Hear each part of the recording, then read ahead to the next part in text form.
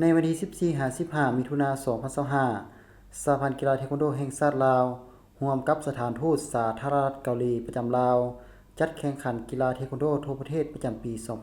2025 ซึ่งขันธานเอกอัครราชทูตสาธารณรัฐเกาหลีประจำลาวครั้งที่ 9 ขึ้นที่ศูนย์การค้าเวียงจันทน์เซ็นเตอร์นครหลวงจันทน์เพื่อเฉลิมฉลองสายพันธ์ทางการทูตลาวเกาหลีครบรอบ 30 ปี ให้เกียรติกล่าวเปิดการแข่งขันโดยท่านจุงยังซู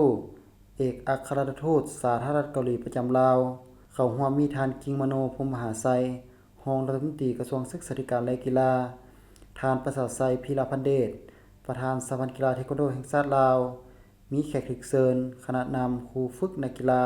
ตลอดฮอดกองเชียร์และสื่อมวลชนเข้าร่วมรายการนี้แข่งขันกัน3ประเภทคือประเภทต่อสู้ฟ้อนปุ่มเซและเตะอุปกรณ์รวมรายการแข่งขันทั้งหมด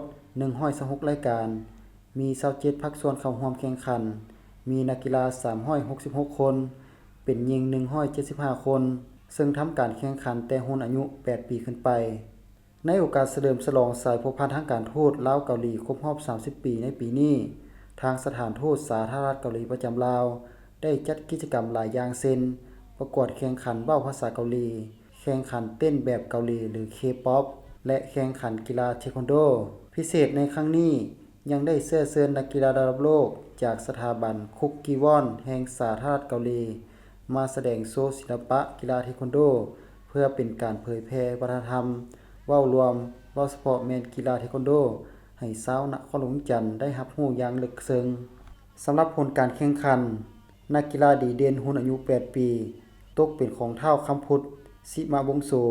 สโมสรมาริสาและนางสุภลินเลียนแก้วรุ่นอายุ10ปีท้าวจันทร์สมรศรีริสุขสโมสรตะวันและนางพรทิพย์ศรีสัมพันธ์แขวงสวรรณเขตรุ่นอายุ12ปีท้าวพิรดลและนางนันทิดาสยวงศ์จากแขวงหลวงพระบางรุ่นอายุ15ปีท้าวสุขสวรรค์ทิพย์บุญมีแขวงเชียงขวางและนางหัตถศรอินทวงศ์จากสโมสร PMS รุ่นอายุ17ปีท้าวโกะเพ็งพิลาวงศ์จากสถาบันกีฬากายกรรมและนางลักษวรรณสิหาราชสโมสรล้านสร้างขณะที่หุ้นทั่วไปได้แก่ท้าววายุอาภัยวงศ์จากแขวงวิงจันทน์และนางจันทร์สมุทรธิราวัลย์จากสถาบันกีฬากายกรรม